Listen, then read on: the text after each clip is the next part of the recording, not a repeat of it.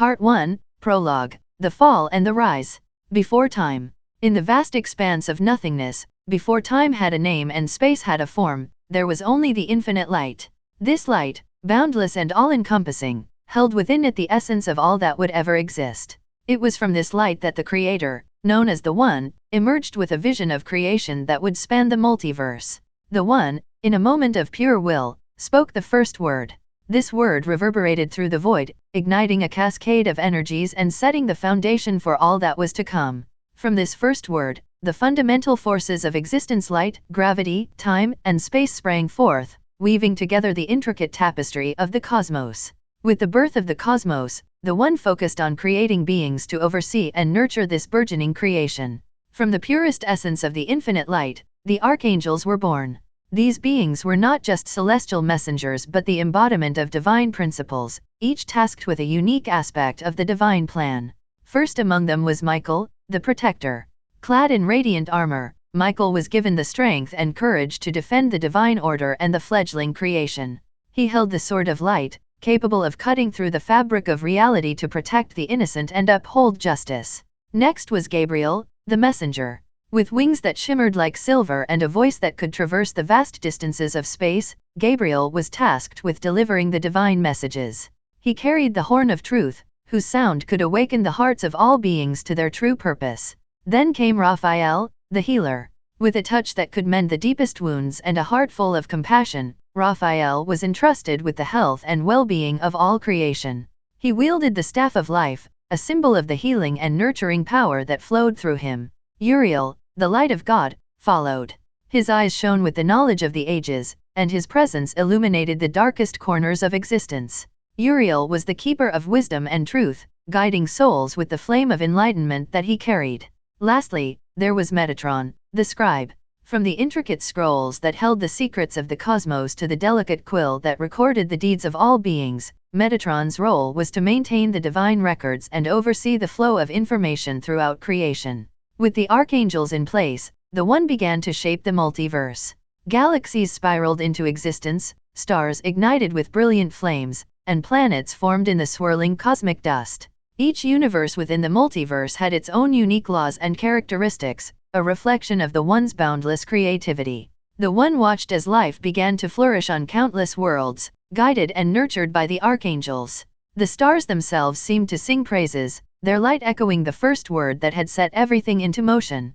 The multiverse thrived, a harmonious symphony of existence, with each archangel playing their part in the grand design. As time unfolded, the One continued to weave the threads of destiny, ensuring that every being, every atom, and every star had its place in the vast, interconnected web of creation. The archangels, ever vigilant and devoted, carried out their duties with unwavering dedication, their actions echoing the divine will. Thus, the first creation of God was not just a physical manifestation of the cosmos but a living, breathing testament to the boundless love, wisdom, and power of the One. It was a creation that would continue to evolve, guided by the divine hands of the archangels and the infinite light from which all things were born. Time.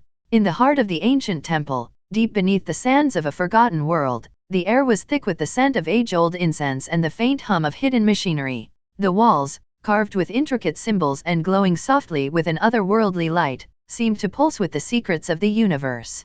At the center of this sanctum stood the Dweller, an enigmatic figure shrouded in robes that shimmered with the colors of the cosmos. The Dweller's eyes, deep in knowing, fixed on the young explorer before him.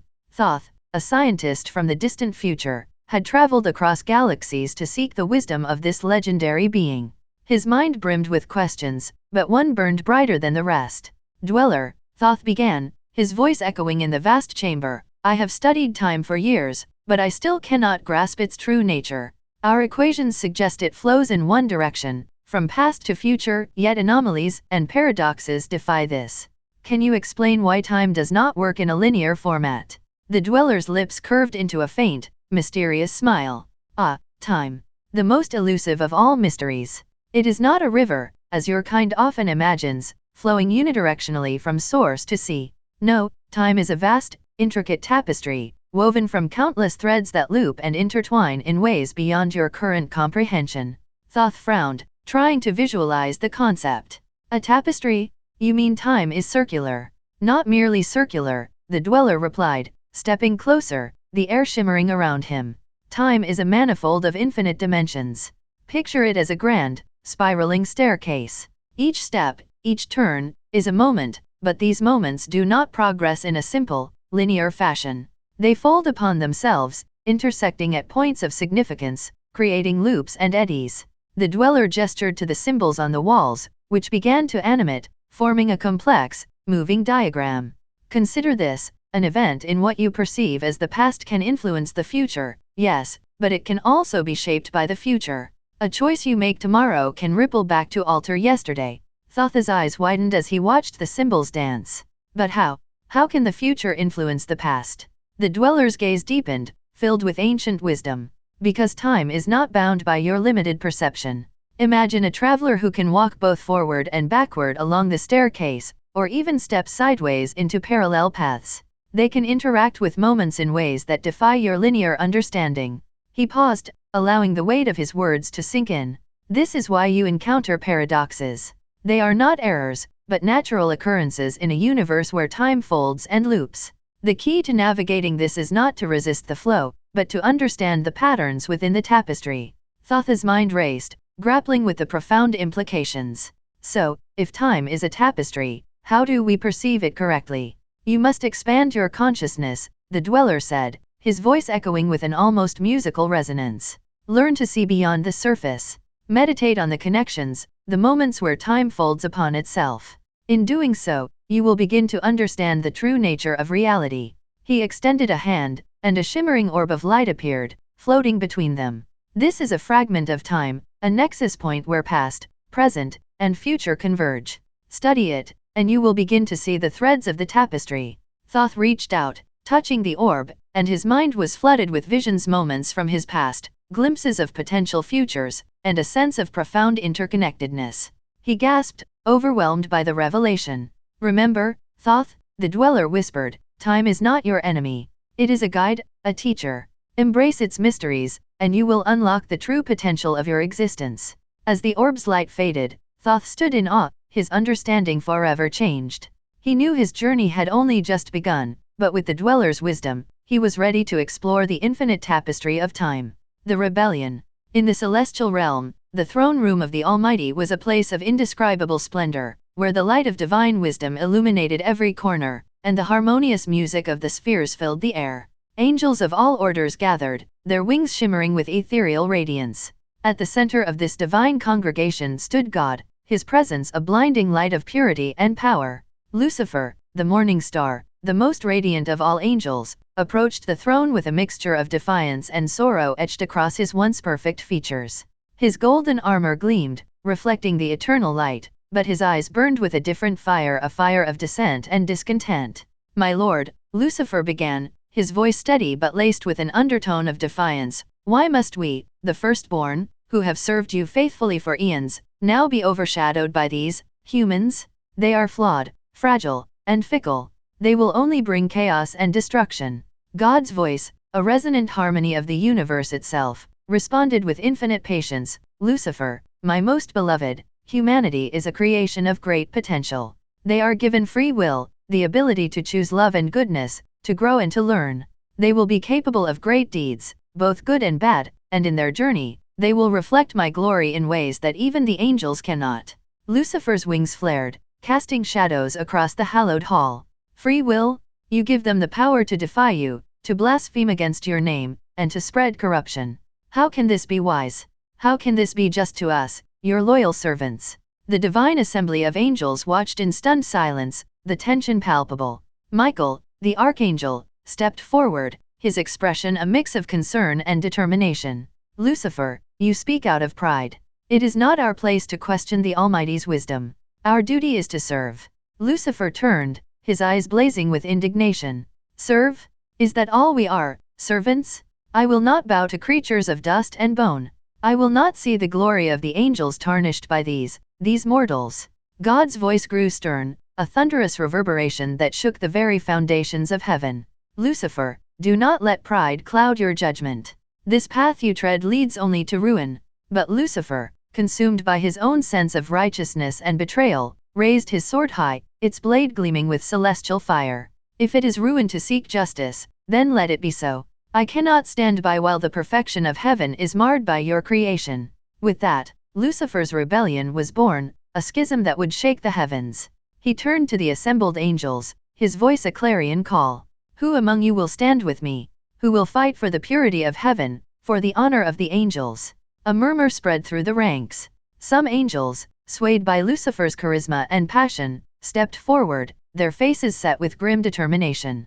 Others, loyal to God, looked on with sorrow and resolve.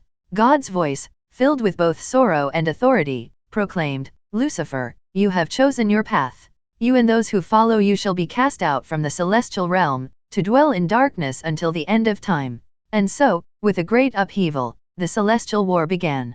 Lucifer and his followers were expelled from the divine light, falling into the abyss, their radiant forms twisted into shapes of darkness. The morning star had become the prince of darkness, and the eternal struggle between light and shadow was set in motion. Enoch to Metatron. Enoch, the seventh generation from Adam, stood atop a high hill, his eyes scanning the vast expanse of the world below. At the age of 365, his body bore the signs of wisdom and wear, yet his spirit was unyielding, filled with the divine purpose bestowed upon him by the Almighty. The world had grown dark and corrupt. The Nephilim, offspring of the fallen Watchers, spread chaos and violence across the land. Enoch had spent years wandering the earth, delivering messages from God, writing visions and revelations in sacred texts. His face, lined with the passage of time, reflected the burden of his knowledge. Clad in simple robes, his figure was a stark contrast to the opulence and decadence of the world around him.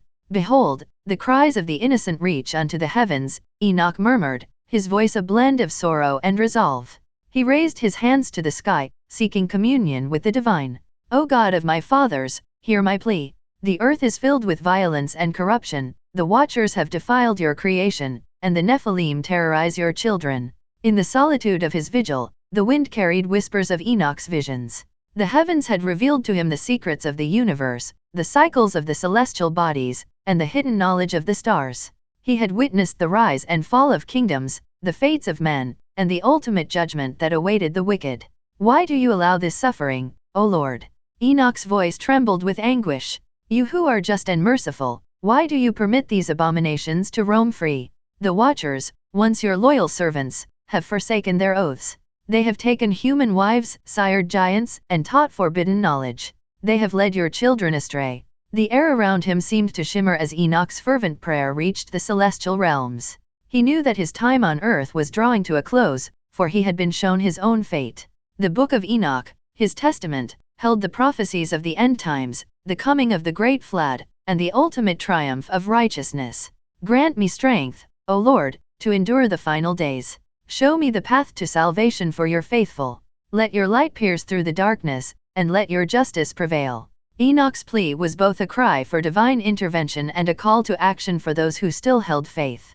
As the sun dipped below the horizon, casting long shadows over the land, a brilliant light descended from the heavens. It enveloped Enoch, lifting him from the earth, as the voice of God thundered in his ears. Enoch, my faithful servant, your cries have been heard. You shall not taste death, but shall be taken into my presence. Your testimony shall remain as a beacon of hope and a warning to all generations. Enoch felt the weight of his years fall away, replaced by an overwhelming sense of peace and purpose. As he ascended into the divine light, he knew that his mission was far from over. His writings, the visions and prophecies contained within the Book of Enoch, would guide humanity through the coming trials and tribulations. In his final moments on earth, Enoch's heart swelled with a profound sense of fulfillment. He had walked with God, spoken the truths of the heavens, and now, he was being called home. His story, his life, would endure, a testament to the power of faith and the enduring hope of redemption. And thus, Enoch was taken up, body and soul, into the realm of the divine, leaving behind a legacy that would echo through the ages, a cry for help that was answered by the Almighty himself. Enoch felt an overwhelming rush of divine energy as he was lifted from the earth, the brilliant light enveloping him in a cocoon of pure radiance. His physical form began to dissolve, transcending the mortal constraints, as his soul ascended through the celestial realms. Time and space blurred, and he felt himself becoming one with the infinite expanse of creation. When the light finally receded, Enoch found himself standing in a place of indescribable beauty and harmony. The celestial city of New Jerusalem stretched out before him, with its streets of gold, rivers of crystal, and the throne of God radiating a light so pure it brought tears to his eyes. Surrounding the throne were the choirs of angels, each singing a hymn that resonated with the very fabric of the universe. As Enoch gazed in awe, a group of angels approached him.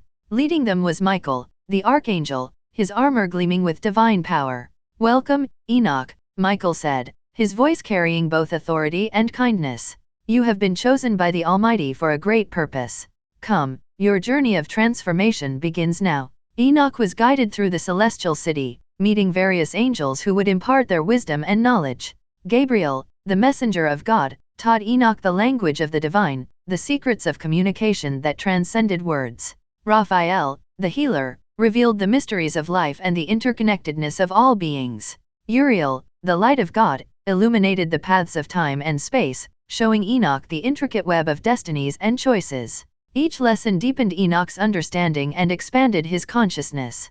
He learned to see beyond the physical and temporal limitations, perceiving the infinite dimensions of existence. He understood the delicate balance of creation, the eternal struggle between light and darkness, and the roles each being played in the grand design. As the teachings progressed, Enoch was brought before the throne of God.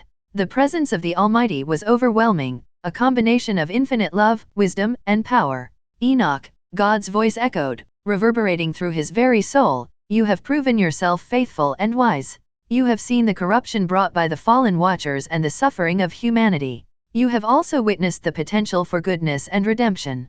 God continued, "Lucifer, once the brightest of all angels, chose the path of rebellion and has fallen. His place as the head of the angels remains vacant. You, Enoch, shall take on this role, for you have transcended the mortal realm and shown a deep understanding of my will." Enoch felt a profound transformation begin. His essence was being reshaped, infused with divine power. His human limitations were stripped away, replaced by a form that could hold the immense responsibilities of his new role. "You shall be known as Metatron," God declared, "the one who transcends the angels. For you have risen from humanity to become an archangel, a bridge between the divine and the mortal." As Metatron, Enoch's new form was magnificent. His wings spanned vast distances, shimmering with colors unseen by human eyes. His voice carried the weight of celestial authority, and his presence commanded respect and reverence from all beings. He was endowed with the power to oversee the flow of time, guide the angels, and ensure the balance of creation. Metatron's first task was to confront the lingering influences of Lucifer and the fallen watchers. With wisdom and compassion, he sought to heal the rifts they had caused, guiding souls back to the light and restoring order where chaos had spread. His role was not just one of power, but of service, ensuring that the will of God was enacted with justice and mercy. Over time, Metatron became a beacon of hope and a symbol of the possibility of transcendence. His story, from mortal prophet to archangel, inspired countless beings across the realms. He embodied the truth that with faith, wisdom, and the willingness to serve, one could rise above any challenge and become a force for ultimate good. And so, Enoch's transformation into Metatron marked a new chapter in the celestial history, where he served as the head of all angels, guiding and protecting creation with the love and wisdom bestowed upon him by God. The name Metatron, a testament to his journey and his transcendent nature, became a symbol of divine purpose and the eternal potential within every soul. So it begins. In the depths of the infernal realm, where shadows writhed and the air was thick with malevolence, a forbidding dark castle loomed against the fiery, crimson sky. This was the abode of Lucifer, the once bright morning star, now fallen and filled with a bitter hatred that tainted everything around him. The castle's spires reached like claws towards the heavens, a stark contrast to the divine light of the celestial realms above. Within the castle's dark halls, the air was suffused with an oppressive dread. Faint whispers of torment echoed through the stone corridors, mingling with the distant screams of the damned. The walls, adorned with twisted, grotesque sculptures, seemed to pulse with a life of their own, exuding an aura of despair. In the heart of this macabre fortress, Lucifer sat upon a throne forged from the bones of his vanquished foes, his eyes burning with an unholy fire. His once glorious wings, now tattered and blackened, stretched menacingly behind him. The room was dimly lit by the flickering flames of torches, casting eerie shadows that danced across his face, accentuating his features twisted with rage and envy. A lesser demon, trembling with fear, approached and knelt before Lucifer. "My lord," it stammered, "I bring news from the celestial realms." Lucifer's eyes narrowed, and he leaned forward, his voice a venomous hiss. "Speak." "The human prophet Enoch," the demon continued, its voice quavering, "has been taken by God and transformed into an archangel. He is now known as Metatron and has been given your former rank as the head of all the angels." For a moment, there was a deathly silence, the air thick with palpable tension. Then, Lucifer's roar of fury shattered the stillness, reverberating through the castle. "What?" His voice was a thunderclap of pure rage. "A mere mortal, a human, has been elevated to take my place." He rose from his throne, his eyes blazing with infernal light, and the ground beneath him cracked and smoldered with each step he took. "This is an affront beyond measure.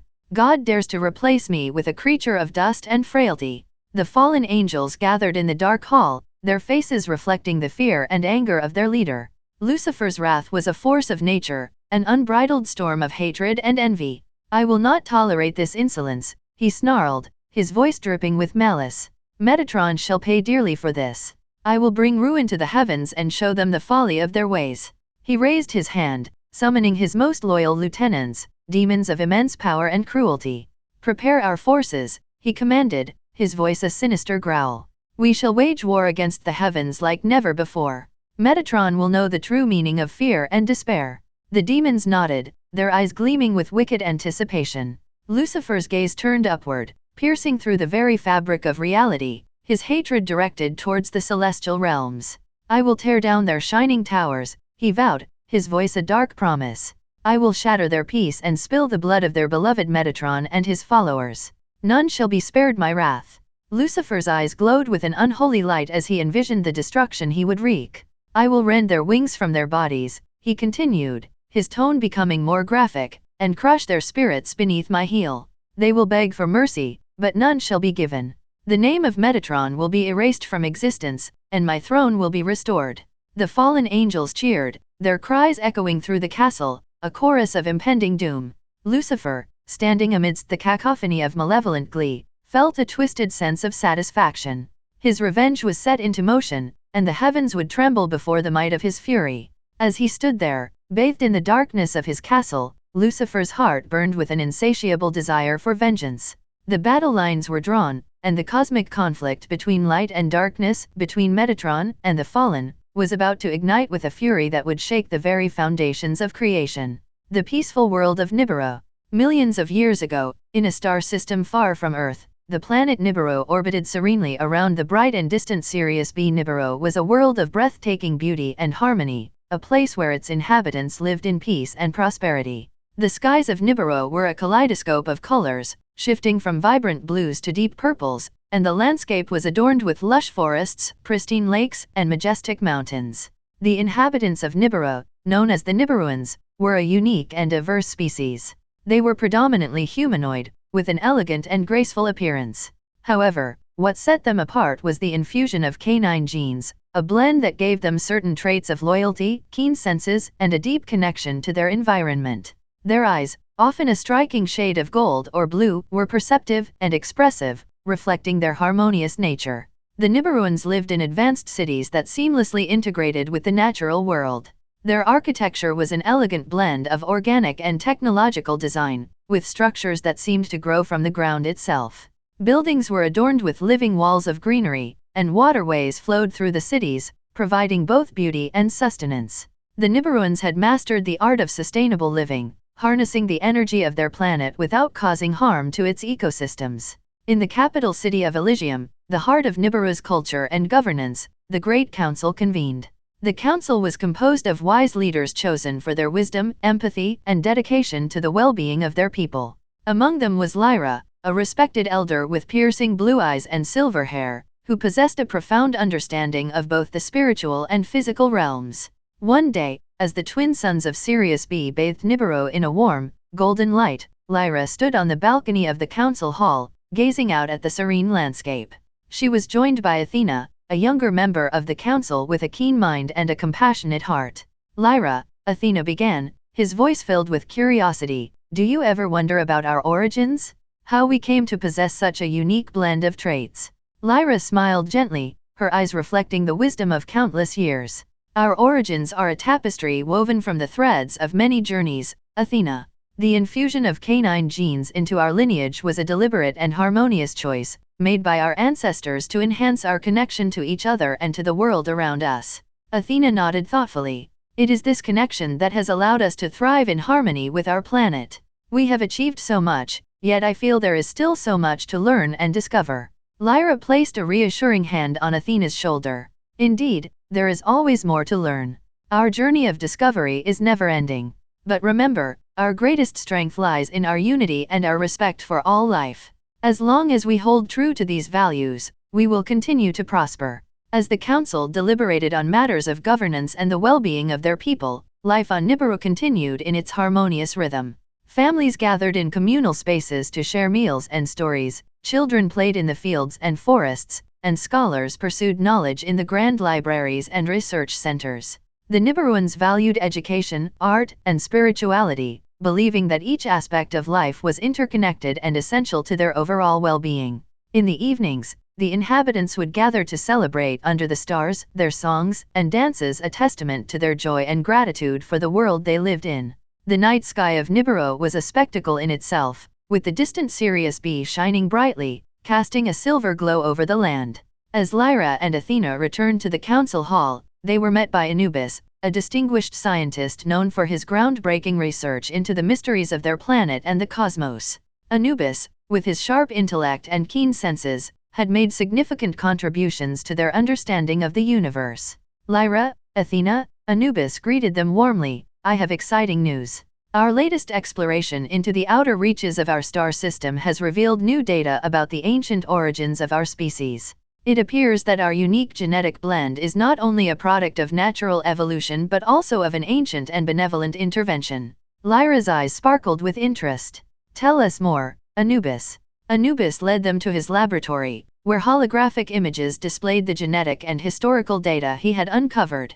It seems that our ancestors were guided by an advanced civilization, beings of light and wisdom, who saw the potential in our species and helped us evolve into what we are today. Their influence ensured that we would develop in harmony with our environment and each other. Athena's face lit up with excitement. This explains so much about our abilities and our deep connection to this planet. It is a reminder of the importance of continuing our journey of discovery and honoring the legacy of those who came before us. As the sun set and the stars began to fill the sky, the council gathered once more, this time to celebrate the new knowledge that Anubis had brought to light. The Nibiruans danced and sang, their voices rising in harmony, a tribute to the unity and wisdom that defined their existence. In the peaceful world of Nibiru, the inhabitants embraced their unique heritage and looked to the future with hope and determination. Their story was one of harmony, wisdom, and an unyielding connection to the world around them, a testament to the beauty of a life lived in balance with the universe. The cataclysm of Sirius B. Millions of years ago, the tranquil planet of Nibiru orbited serenely around the luminous Sirius B, its inhabitants thriving in a harmonious and advanced society. However, the stability of their world was about to be shattered by a cataclysmic event of unimaginable magnitude. One fateful night, the sky over Nibiru was disturbingly bright. Lyra, Athena, Anubis, and the rest of the Great Council stood on the balcony of the council hall, their faces etched with deep worry as they gazed at Sirius B. The star, which had been their life-giver for countless millennia, now pulsed with a threatening energy, casting an eerie glow over the planet. Anubis, what do you make of this? Lyra asked, her voice trembling despite her efforts to remain calm. Anubis, with his vast knowledge of astrophysics, had been monitoring the star's behavior closely. Sirius B is undergoing rapid changes, he explained, his voice filled with urgency. The star is becoming increasingly unstable. I fear it may go supernova. Athena's eyes widened in shock. Supernova? But that would mean... Yes, Anubis confirmed grimly. If Sirius B goes supernova, the explosion will be catastrophic. The energy released could devastate our entire planet. The ground beneath them trembled as the sky grew brighter still, the intensity of Sirius B's light becoming almost blinding. The time for action was running out. Lyra turned to the council members, her voice resolute despite the fear in her heart. We must prepare for the worst. Evacuate the cities and move to the underground shelters. Our priority is to protect as many lives as possible. The inhabitants of Nibiru, always resilient and united, acted swiftly. Families gathered their loved ones and made their way to the underground cities, vast networks of caverns and tunnels designed to withstand such emergencies. The atmosphere was tense, filled with both fear and determination. As the final preparations were made, the sky erupted in a blinding flash. Sirius B had gone supernova. The explosion was beyond anything the Nibiruans had ever experienced. The shockwave ripped through the star system, sending Nibiru hurtling out of its orbit. The planet was violently ejected into the vastness of space, its once stable path now a chaotic trajectory. In the aftermath of the supernova, Nibiru's atmosphere was severely damaged. The protective layer that had shielded the planet from harmful cosmic radiation was compromised, leaving the surface exposed to the harsh effects of the outside environment. Deep within the underground shelters, the Nibiruans huddled together, feeling the planet's violent movements and the sudden drop in temperature. The lights flickered, and the walls shook with the force of the ejection. Lyra, Athena, and Anubis convened in the central chamber, their faces illuminated by the dim emergency lighting. "Our planet has been ejected from the star system," Anubis reported, his voice a mix of shock and despair. "We are now adrift in space." Athena looked around at the gathered council members, desperation in his eyes. "What about our atmosphere?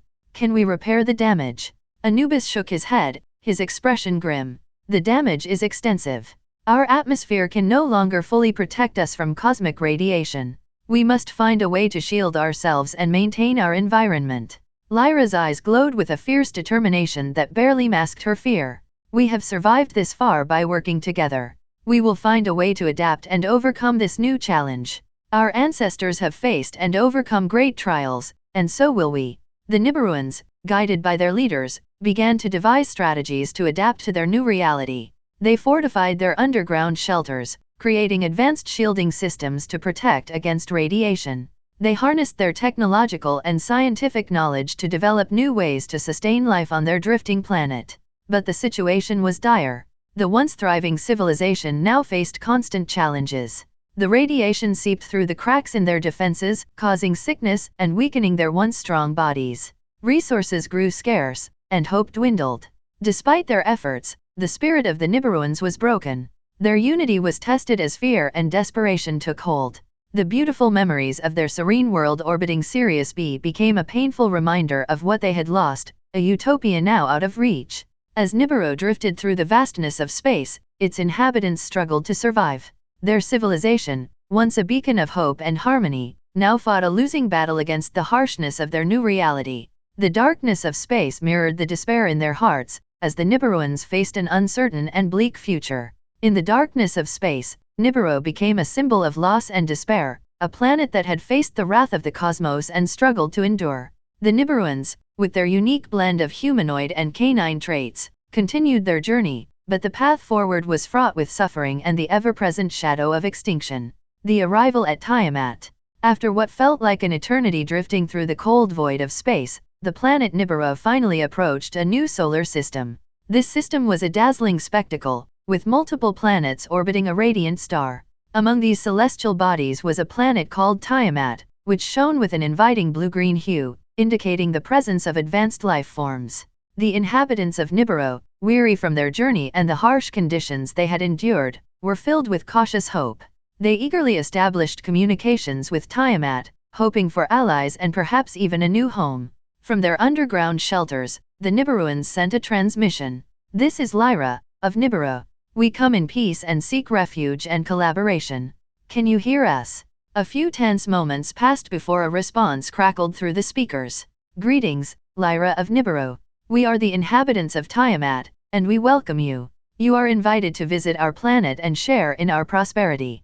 The message was filled with warmth and hospitality, and the Nibiruans felt a surge of relief. A delegation was quickly assembled, with Lyra, Athena, and Anubis leading the mission. They boarded a spacecraft and set a course for Tiamat, their hearts filled with hope for a better future. As they approached Tiamat, the planet's beauty took their breath away. Lush forests, sparkling oceans, and sprawling cities filled with vibrant life greeted their eyes. The Nibiruans landed smoothly and were greeted by representatives from Tiamat, who escorted them to the capital city. The city was a marvel of advanced technology and architectural splendor.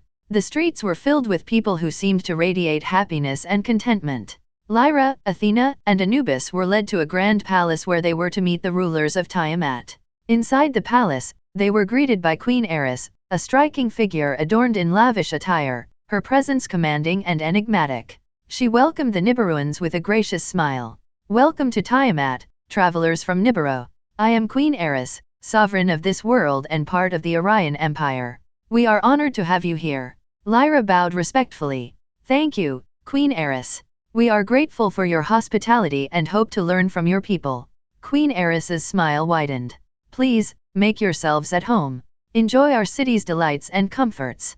Tonight, we shall host a grand feast in your honor." As the day turned to night, the Nibiruans marveled at the wonders of Tiamat. The technology, the culture, and the apparent wealth were beyond anything they had ever seen. However, as they explored the city, subtle signs of something darker began to emerge. Athena noticed the discreet exchange of illicit substances in the alleyways, and Anubis observed individuals engaged in acts of excess and vice.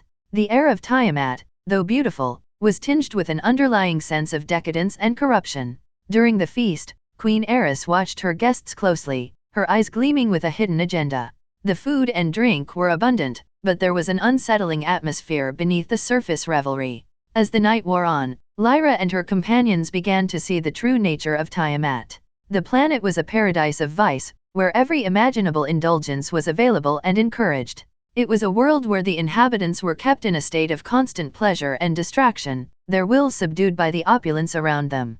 In a quiet moment, Lyra pulled Athena and Anubis aside. "Something is not right here. Tiamat may seem welcoming, but I sense a darkness beneath its surface." Athena nodded, his expression grim. "I've seen things that confirm your fears. This is not a place of true prosperity. It's a facade, hiding something much more sinister." Anubis, always the voice of reason, added, "We need to be cautious. We must uncover the true intentions of Queen Eris and the Orion Empire." Determined to learn more, the Nibiruans discreetly began to investigate. They discovered that Queen Eris ruled Tiamat with an iron fist, using the planet's vices to control its population. The Orion Empire, far from being a benevolent force, was an oppressive regime that sought to dominate and exploit.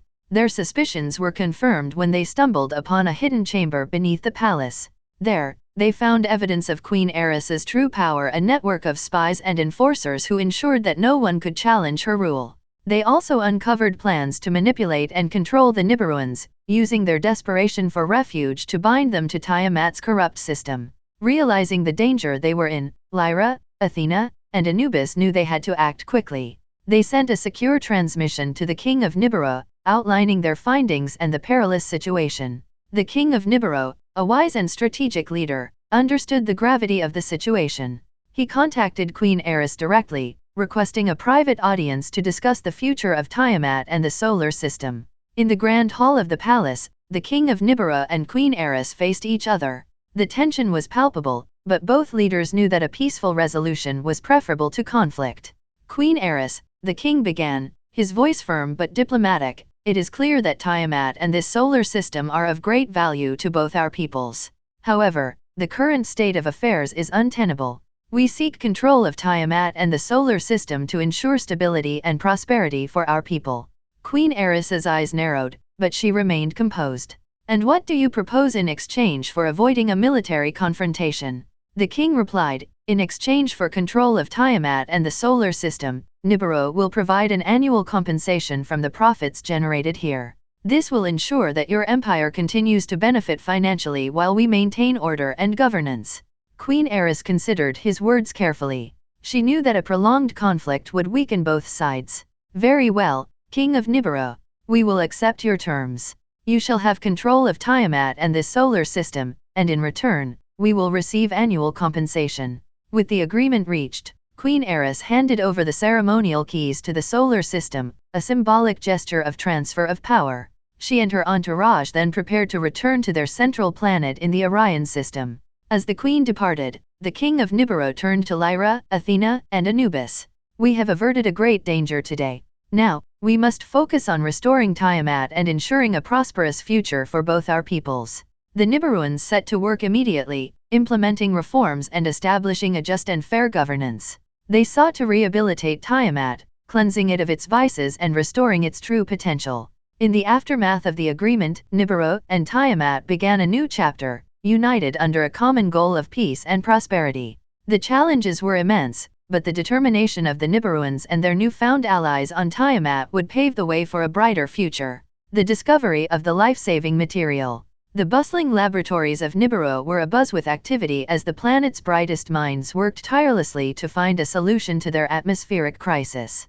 The discovery of a new material on Tiamat had given them hope, an element so rare and powerful that it could repair their damaged atmosphere. This material, named Etherium, had properties unlike anything they had encountered before. It could bind and rejuvenate the atmospheric particles, providing the protection they so desperately needed. However, there was a catch. Etherium needed to be continuously injected into the atmosphere to maintain its effects. The scientists quickly realized the implications of this dependency and knew that securing a steady supply was crucial for Nibiru's survival. King Anu of Nibiru, a wise and strategic leader, called a meeting with his advisors and leading scientists. Lyra, Athena, and Anubis were present, along with other key figures. The atmosphere in the Grand Council chamber was tense yet hopeful. Anubis stood to present their findings. Your Majesty, our research has confirmed that Etherium can indeed repair and maintain our atmosphere. However, it requires continuous replenishment. We estimate that we will need regular shipments to keep our atmospheric shield stable. King Anu nodded, absorbing the information. What about our position in this new solar system? How long do we have before our orbit takes us too far from Tiamat? Athena, who had been studying their new orbital path, spoke up. Sire, Nibiru is now in the orbit of the new star of this system. However, the orbit is extremely long, approximately 3,600 Earth years. We must ensure that we can sustain ourselves throughout this long journey. Lyra added, this means we need a reliable system to transport Etherium from Tiamat to Nibiru, even as we travel through the far reaches of space. King Anu thought for a moment, then made a decisive decision. We must establish a strong presence on Tiamat. I will leave my nephew, Prince Alulu, to rule Tiamat and oversee the extraction and shipment of Etherium. He will also govern the other planets in this solar system to ensure our interests are protected. Prince Alulu, a capable and loyal young leader, stepped forward. I am honored, Your Majesty. I will do everything in my power to ensure a steady supply of Etherium and maintain the prosperity of Tiamat and this solar system. King Anu placed a reassuring hand on his nephew's shoulder. I have complete faith in you, Alulu. Your mission is vital to the survival of Nibiru. We will establish a network of transport ships to carry Etherium to Nibiru continuously. The scientists and engineers quickly got to work, designing and building a fleet of ships capable of the long journeys required to transport Etherium. These ships were equipped with the latest technology to ensure that they could navigate the vast distances and deliver their precious cargo safely. As Nibiru prepared to leave the immediate vicinity of the solar system, the first shipments of Etherium were loaded onto the transport ships. The Nibiruans watched with a mix of hope and anxiety as the ships embarked on their maiden voyages. King Anu addressed his people one last time before their departure. People of Nibiru, we stand at the dawn of a new era. Our survival depends on our ingenuity, our resilience, and our unity. We will face this challenge as we have faced all others together. My nephew, Prince Alulu, will lead our efforts on Tiamat, ensuring a continuous supply of Etherium to sustain us. Have faith, for we will prevail. With that, Nibiru began its long journey on its new orbital path. As the planet moved further from Tiamat, the transport ships maintained a steady stream of Etherium, ensuring the atmosphere remained stable and the people of Nibiru were protected. Prince Alulu, now the ruler of Tiamat, worked diligently to extract and ship Etherium. He governed the planets of the solar system with wisdom and fairness, ensuring that the delicate balance of power was maintained. As Nibiru traveled through the cosmos on its 3,600-year orbit, the bond between the two planets grew stronger. The continuous shipments of Etherium from Tiamat were a lifeline, and the cooperation between Nibiru and Tiamat became a symbol of hope and resilience. Though the journey was long and fraught with challenges, the people of Nibiru faced their future with determination and optimism, knowing that their survival was secured through their ingenuity and the strength of their alliances. Establishing strongholds on Mars and Venus. Prince Alulu, newly appointed ruler of Tiamat and overseer of the solar system, knew that the security of Nibiru's interests depended on more than just the steady supply of Etherium. To ensure their long-term stability and protection against any threats, he decided to establish strong military bases on Mars and Venus, the two neighboring planets with strategic significance. Alulu convened a council of his top advisors and military leaders in the Grand Hall of Tiamat's palace. The atmosphere was charged with determination as they discussed their plans. "We need to secure our presence on Mars and Venus," Alulu began, his voice firm and resolute. "These bases will not only serve as defensive outposts but also as strategic points for monitoring and protecting our Ethereum supply lines." General Kale, a seasoned military strategist, stepped forward. "Your Highness, we have already scouted potential locations on both planets. Mars offers vast open plains and high terrain advantageous for surveillance, while Venus's dense atmosphere and rugged terrain provide natural fortifications." Alulu nodded, appreciating the thoroughness of the preparations. "Excellent. We must move swiftly. Deploy our best engineers and soldiers to begin construction immediately. These bases must be equipped with advanced defense systems, communication networks, and sustainable living facilities." The council dispersed, and within days, massive spacecrafts loaded with equipment, personnel, and resources were launched from Tiamat. The journey to Mars and Venus was challenging, but the Nibiruan technology ensured a safe and efficient voyage. Mars, the Red Bastion. Upon arriving on Mars, the Nibiruan team set up their primary base in the vast plains of Elysium Planitia. The stark red landscape was soon transformed into a bustling hub of activity. Advanced construction drones and engineers worked tirelessly to erect fortified structures, towering watchtowers, and subterranean bunkers. General Kale oversaw the construction, ensuring that the base was equipped with state-of-the-art defense mechanisms, including energy shields, automated turrets, and reconnaissance drones. The high terrain allowed for excellent surveillance capabilities, and the base was soon dubbed the Red Bastion.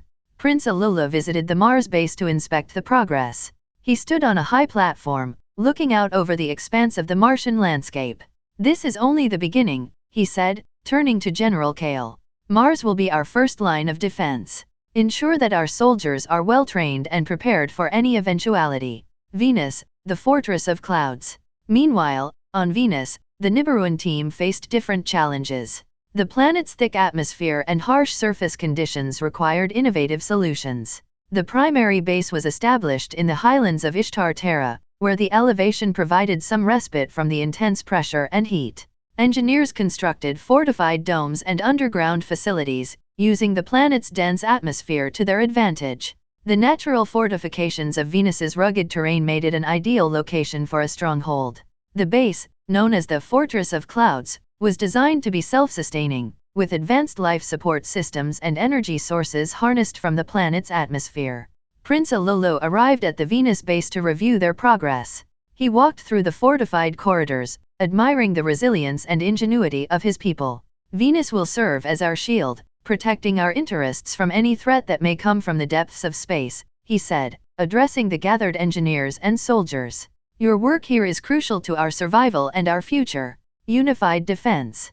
With the bases on Mars and Venus fully operational, Prince Alulu ensured that they were seamlessly integrated into a unified defense network. Communication relays and transport routes were established between the planets, allowing for rapid response and coordination. Back on Tiamat, Alulu monitored the situation closely, confident that the strongholds on Mars and Venus would provide the security they needed. The advanced military presence on these planets served as a deterrent to any potential aggressors and safeguarded the continuous supply of Ethereum to Nibiru. The people of Nibiru, now spread across 3 planets, felt a renewed sense of security and stability. The strategic military bases on Mars and Venus symbolized their resilience and determination to protect their future. Under Prince Alulu's leadership, they stood ready to face any challenge, united in their quest for survival and prosperity in the vast cosmos. The shattering revelation. Prince Alulu had always admired his uncle, King Anu. The ruler of Nibiru was a paragon of wisdom, strength, and strategic brilliance. Alulu had devoted his life to serving the interests of Nibiru and Tiamat, driven by a desire to honor the legacy of his father, who had died under mysterious circumstances when Alulu was still a child. One evening, as Alulu was going through some ancient archives in the Grand Library of the palace on Tiamat, he stumbled upon a sealed, forgotten chest. Curiosity piqued, he carefully opened it, revealing a trove of old documents and a holographic device.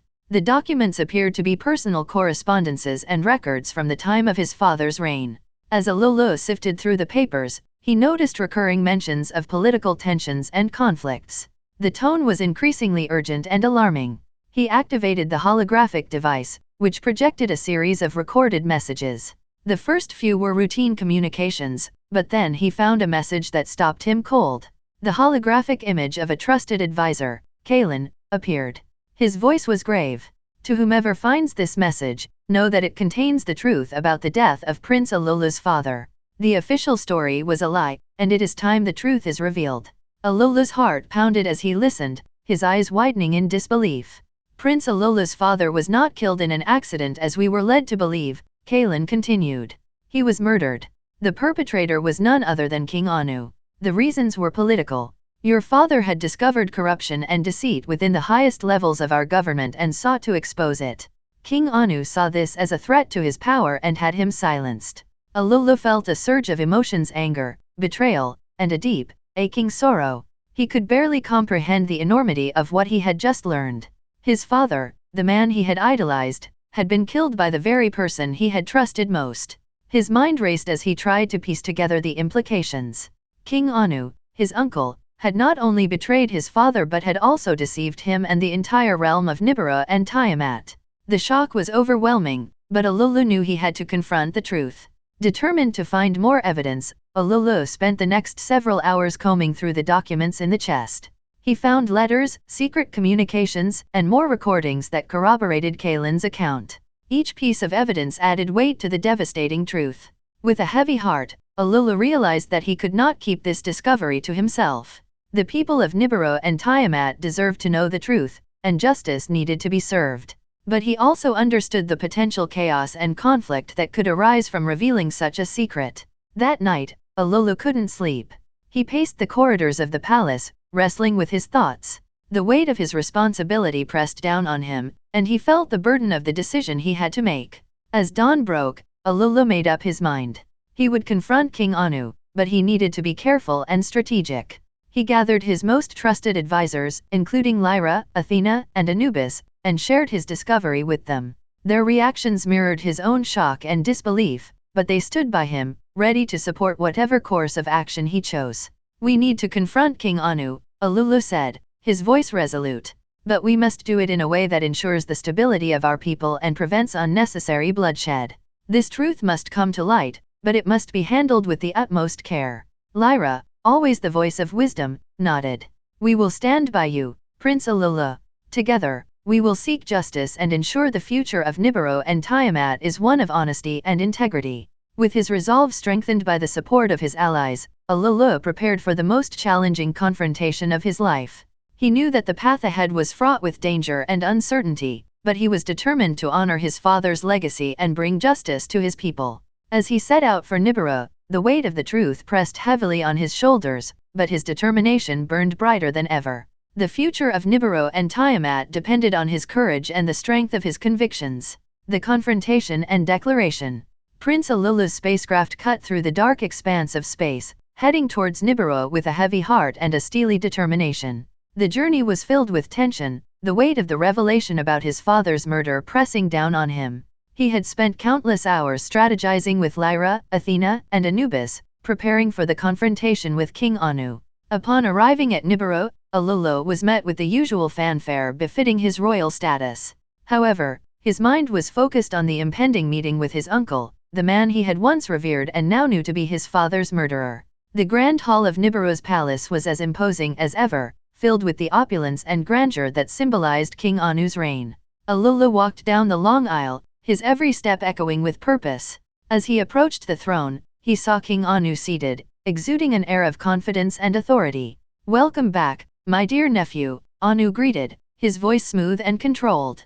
"What brings you back to Nibiru?" Ololo's gaze was unwavering. "I have come to speak the truth and seek justice for my father." A flicker of surprise crossed Anu's face, quickly masked by a stern expression. "What truth do you speak of?" "The truth that you murdered my father to seize power," Ololo declared, his voice ringing through the hall. "I have evidence, and I will not allow your treachery to go unpunished." The hall fell silent as Alula's words hung in the air. King Anu's eyes narrowed, his facade of calm slipping. You dare accuse me, your king, of such a heinous act? Guards. At his command, a contingent of royal guards moved to encircle Alula. But Alula had anticipated this. With a swift movement, he activated a device on his wrist, emitting a powerful electromagnetic pulse that disrupted the guards' weapons and communication systems. In the ensuing chaos, Alula fought his way through the guards, his training and agility allowing him to overpower them. He knew he couldn't stay and fight them all, he needed to escape and regroup. As he made his way to the palace hangar, Alula activated a hidden beacon, signaling his loyal supporters on Tiamat. His spacecraft awaited him, and he quickly boarded, taking off before more guards could arrive. The flight back to Tiamat was fraught with urgency. Alula knew that declaring independence from King Anu would be seen as an act of rebellion, but he was prepared to face the consequences. Upon arriving on Tiamat, he was greeted by Lyra, Athena, Anubis, and his most trusted advisors. I have confronted King Anu, Alula announced, and now we must prepare for the inevitable. We will declare our independence and defend our right to govern ourselves free from his tyranny. Athena stepped forward, her expression resolute. We are with you, Alulu. Tiamat will stand as a sovereign state, and we will prepare for whatever comes next. Lyra and Anubis nodded in agreement, their support unwavering. The Declaration of Independence was drafted, proclaiming Tiamat's separation from Nibiru and its establishment as an autonomous realm under Prince Alula's leadership. The message was broadcast across the solar system, reaching the ears of allies and potential enemies alike. It was a bold and unprecedented move, one that would inevitably lead to conflict. As Tiamat mobilized its forces, Alula stood before his people, addressing them with a voice filled with conviction. Today, we declare our independence from tyranny and corruption. We will fight for our freedom, for the legacy of our ancestors, and for the future of our children. Together, we will build a new era of justice and prosperity. The response was overwhelming. The people of Tiamat rallied behind Alula, their spirits ignited by his courage and vision. Military preparations intensified, and strategic alliances were formed with other planets in the solar system that sympathized with their cause. King Anu, upon receiving the news of Tiamat's declaration, was furious. He knew that this rebellion could not be allowed to stand. As he prepared his forces for war, he underestimated the resolve and unity of Tiamat under Prince Alula's leadership. The stage was set for a confrontation that would determine the fate of both Nibiru and Tiamat. Alula, driven by the desire for justice and the memory of his father, stood ready to lead his people through the trials ahead, determined to secure their freedom and forge a new destiny. The moon-sized ships of Nibiru. As the tension between Nibiru and Tiamat escalated, Prince Alula knew that the key to their survival lay in their ability to counter the formidable military power of Nibiru. The people of Nibiru were renowned for their advanced technology, and their most awe-inspiring creations were their colossal moon-sized ships, the dreadnoughts of the cosmos. One clear night on Tiamat, as Alula and his closest advisors gathered at the Strategic Command Center, they observed the arrival of one of these legendary vessels through the massive observation screens. The sight was both awe-inspiring and intimidating. The ship, named Anunnaki's Wrath, loomed large in the sky, casting an enormous shadow over the landscape. It was a titanic structure, easily the size of a small moon. Its hull was a dark, sleek material that seemed to absorb the light around it, giving it an almost ominous presence. The surface was dotted with intricate patterns and glowing runes, remnants of ancient and powerful technology. Exterior features. The ship's exterior was a marvel of engineering. Massive turrets and energy cannons were strategically positioned along its surface, capable of unleashing devastating firepower. These weapons were not only powerful but also highly precise, able to target and obliterate enemy ships with pinpoint accuracy. At the ship's forefront was a colossal reinforced prow, designed to break through asteroid fields or enemy defenses with ease. Alongside this were numerous hangar bays, large enough to house fleets of smaller fighter ships and transport vessels. As the hangar doors opened, swarms of sleek, agile fighters poured out, each equipped with advanced weaponry and shielding systems. The ship's propulsion system was a sight to behold. Enormous thrusters and energy sails extended from its rear, glowing with a bright blue energy that pulsed rhythmically. These allowed the Anunnaki's Wrath to move with surprising agility for a vessel of its size, navigating the vast expanses of space with ease. Interior features. Inside, the ship was no less impressive. The command center, located at the heart of the vessel, was a hive of activity. Holographic displays and control panels filled the room, manned by Nibiruan officers and engineers. The walls were adorned with intricate murals and carvings depicting the history and legends of Nibiru, adding a touch of ancient grandeur to the high-tech environment. The central command throne, reserved for the ship's captain, was an imposing structure made of dark alloy and embedded with glowing crystals. It provided the captain with a direct neural link to the ship's systems, allowing for seamless control and coordination. Further within the ship, there were massive cargo holds and storage areas filled with supplies, weapons, and the precious Ethereum necessary for Nibiru's atmospheric repair. State-of-the-art medical bays and research labs were scattered throughout the ship, ensuring that the crew could operate at peak efficiency even during prolonged missions. The living quarters were luxurious by military standards, designed to provide comfort and respite for the crew. These areas featured advanced amenities, communal spaces for relaxation, and training facilities to keep the soldiers in top condition. The arrival. As the Anunnaki's wrath approached Tiamat, its presence sent ripples of unease through the populace. Alulu and his advisors watched closely, assessing the ship's capabilities and potential threat. They knew that this was just one of many such vessels in Nibiru's arsenal, and the sight of it filled them with a mix of dread and determination. "We cannot let fear paralyze us," Alulu said, his voice firm. "We must find a way to counter their strength. Our ingenuity and resolve will be our greatest weapons." Athena nodded, her eyes fixed on the ship. "We need to use our knowledge of Tiamat's terrain and our strategic alliances. We may not have moon-sized ships, but we have the will to fight for our freedom." Lyra added, "We must prepare our defenses and ensure that our people are ready for the challenges ahead. This ship is a testament to their power, but it is also a reminder of what we fight against, a regime built on oppression and deceit." As the Anunnaki's wrath settled into orbit, casting its shadow over Tiamat, the people of Tiamat steeled themselves for the conflict to come. Alulu knew that the road ahead would be difficult, but with the support of his loyal advisors and the determination of his people, he was ready to face whatever challenges lay ahead. The moon-sized ships of Nibiru were formidable, but they were not invincible. The fight for independence and justice was just beginning, and Alulu was prepared to lead his people through the storm, towards a future where they could live free from the shadow of tyranny. The final confrontation. Prince Alulu stood at the helm of his flagship, the Liberator, a formidable vessel outfitted with the latest in Tiamatian technology and weaponry. It was not as large as the moon-sized ships of Nibiru, but it was nimble, heavily armed, and crewed by the bravest of Tiamat's warriors. As the Liberator approached the massive Anunnaki's wrath, Alulu knew this battle would decide the fate of his people and his planet. The vastness of space was punctuated by the imposing presence of the Anunnaki's wrath, its dark hull gleaming ominously. The two ships closed in on each other, a tense silence hanging in the void before the storm of battle. "Prepare for engagement," Alulu commanded, his voice steady. The bridge crew of the Liberator moved with practiced precision, their faces set with determination. "Enemy ship within firing range," reported Athena, her eyes fixed on the tactical display. "All weapons, fire," Alulu ordered. The Liberator unleashed a barrage of energy beams and missiles, streaking across the darkness to strike the Anunnaki's wrath. The larger ship's shields flared, absorbing the initial onslaught, but the concentrated firepower of the Liberator began to take its toll.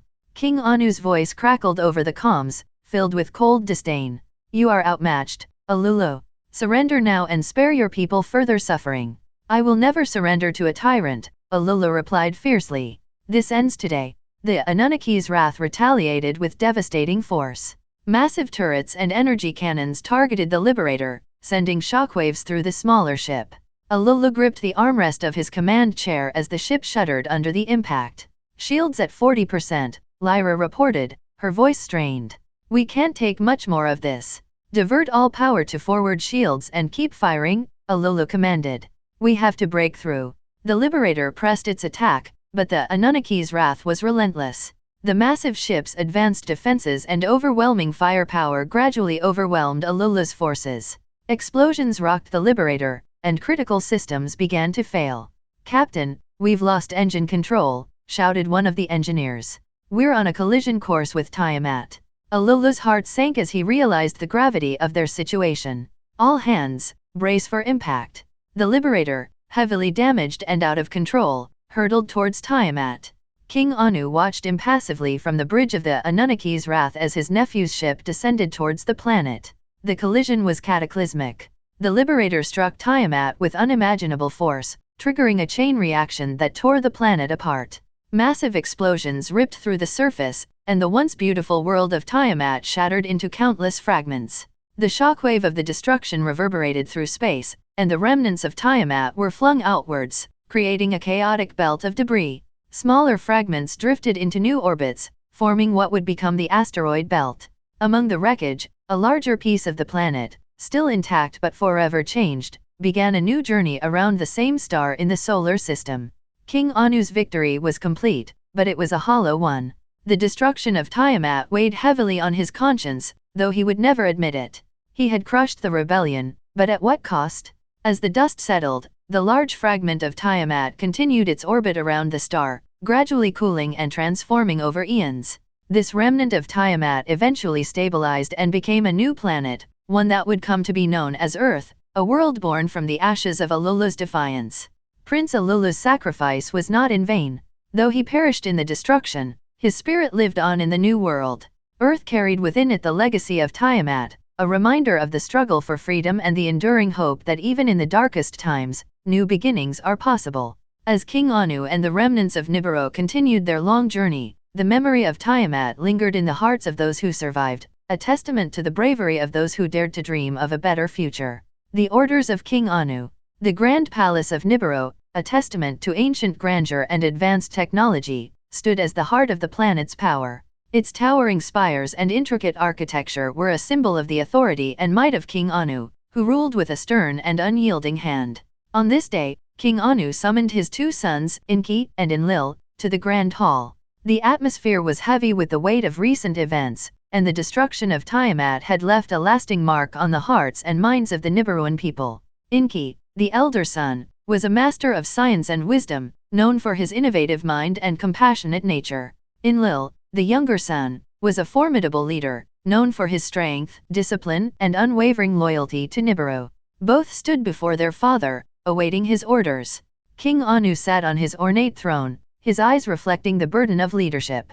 My sons, the destruction of Tiamat has created new challenges and opportunities for us.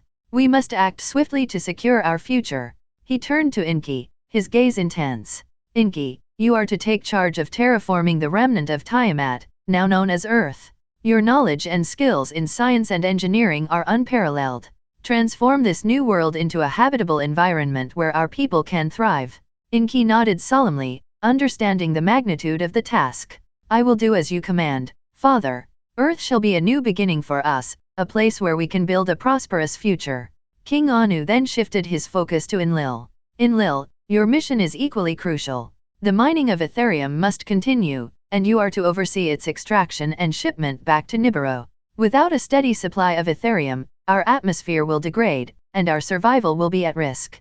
Enlil bowed his head in acknowledgement. I understand, Father. I will ensure that the mining operations run efficiently and that Ethereum is delivered to Nibiru without fail. Anu's eyes narrowed as he addressed both sons. This is not just about survival, it is about ensuring our dominance in this solar system. The remnants of Tiamat and the resources of Earth are key to maintaining our power. Do not fail me. With their orders given, Enki and Enlil left the Grand Hall to prepare for their respective missions. Despite the tension and gravity of their tasks, they shared a moment of brotherly understanding. Enki, Enlil said, placing a hand on his brother's shoulder, be careful on Earth. The process of terraforming is fraught with challenges. If you need any assistance, do not hesitate to reach out. And you, Enlil, Enki replied with a faint smile, ensure the safety of our miners and the integrity of our operations. Ethereum is our lifeline, and your role is vital to our survival. As they parted ways, Enki boarded his ship, laden with the tools and technology needed to begin the monumental task of terraforming Earth. The journey was long, but his mind was filled with the possibilities of transforming a barren world into a thriving new home for their people. Upon arriving at Earth, Enki was struck by the raw beauty and potential of the planet. He immediately began his work, deploying advanced drones and machinery to reshape the environment. The process was slow and arduous, but Enki's determination never wavered. Meanwhile, Enlil oversaw the Ethereum mining operations with military precision. He established fortified outposts and ensured that the extraction and transport of Ethereum were carried out efficiently and safely. Under his strict supervision, the supply lines to Nibiru remained steady and secure. As the years passed, the efforts of Enki and Enlil bore fruit. Earth gradually transformed into a habitable world, its skies blue and its landscapes fertile. The Ethereum shipments continued to sustain Nibiru's atmosphere, securing the survival of their people. King Anu watched with satisfaction as his sons carried out their duties. The legacy of Nibiru was ensured, and the solar system was firmly under their control. Yet, in the hearts of Enki and Enlil, the memory of Tiamat and the cost of their dominance lingered, a reminder of the sacrifices made in the pursuit of power and survival. Together, they forged a new future, bound by duty and the hope that one day, their people might find peace and prosperity in the worlds they had shaped with their hands and hearts. The uncertain future of Earth. The night sky over the newly transformed Earth was a breathtaking spectacle. Stars twinkled like diamonds against the deep velvet backdrop, and the moon cast a soft, silvery glow over the landscape. Yet, amidst this beauty, there was a pervasive sense of uncertainty about the future of this fragile planet. Enki stood on a high plateau overlooking a vast expanse of lush greenery and flowing rivers. The transformation of Earth had been an arduous journey, filled with countless challenges and triumphs. But now, as he gazed out over the land, he couldn't help but feel a deep sense of unease about what lay ahead. His thoughts were interrupted by the approach of his brother, Enlil. They had worked together to shape this new world, but their differing perspectives often led to tension. Enki, Enlil began, his voice carrying both respect and concern, the transformation of Earth has been a monumental achievement.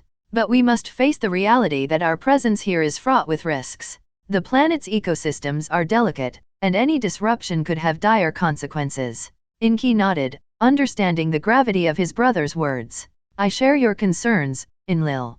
The balance we have achieved is fragile. We must ensure that our actions do not jeopardize the stability we've worked so hard to create. Enlil continued, his tone pragmatic. We also need to consider the sustainability of our operations. The mining of Ethereum must continue to support Nibiru, but we cannot afford to deplete Earth's resources in the process. We need to find a way to balance our needs with the preservation of this planet. Enki sighed, his gaze still fixed on the horizon. You're right. The future of Earth is uncertain, and we must approach it with caution and wisdom. Our actions here will shape the destiny of this world and our people for generations to come. The two brothers stood in contemplative silence, each lost in their own thoughts about the challenges and responsibilities that lay ahead. The delicate balance they had achieved was a testament to their ingenuity and determination, but it was also a reminder of the precarious nature of their existence on this new world. As the first light of dawn began to break over the horizon, Enki turned to Enlil. We must remain vigilant and committed to our mission. Our presence on Earth is a new beginning, but it is also a test of our ability to learn from the past and create a sustainable future. Enlil placed a hand on Enki's shoulder, a rare gesture of solidarity. We will face whatever comes together, as brothers. The spirit of Tiamat lives on in this new world, and we will honor that legacy by protecting and nurturing it. Their resolve strengthened. Enki and Enlil knew they would continue to work tirelessly to ensure that this new world thrived, despite the uncertainties that lay ahead. The journey was far from over, and the path ahead was fraught with challenges. But with their combined efforts and the determination of their people, they believed they could navigate the uncertainties and build a brighter future for Earth. As the sun rose, casting a golden light over the land, Enki felt a renewed sense of hope. The uncertainty of Earth's future was a constant reminder of the delicate balance they had to maintain.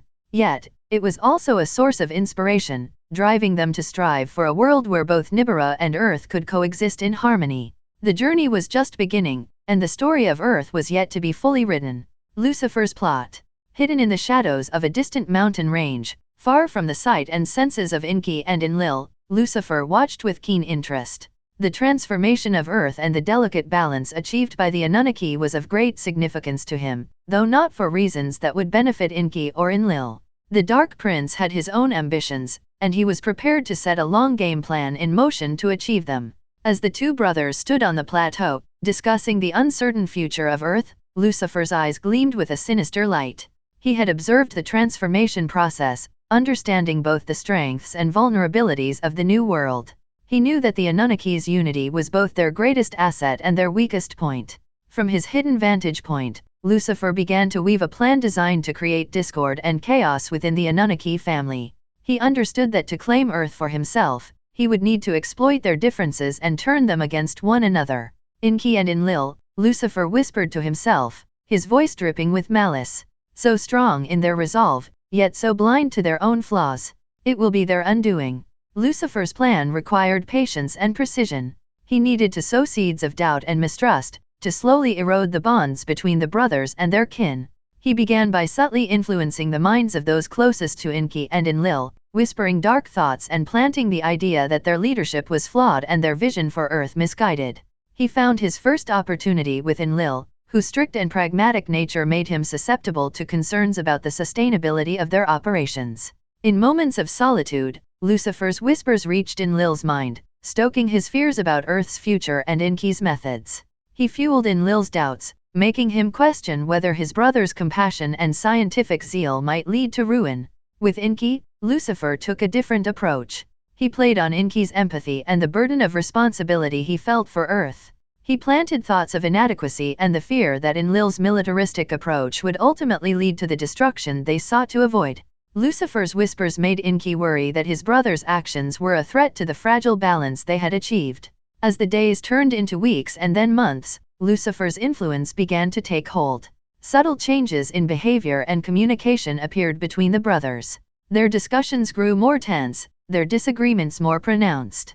The unity that had been their strength started to fray at the edges. But Lucifer was not content with simply turning the brothers against each other. He sought to destabilize the entire Anunnaki family.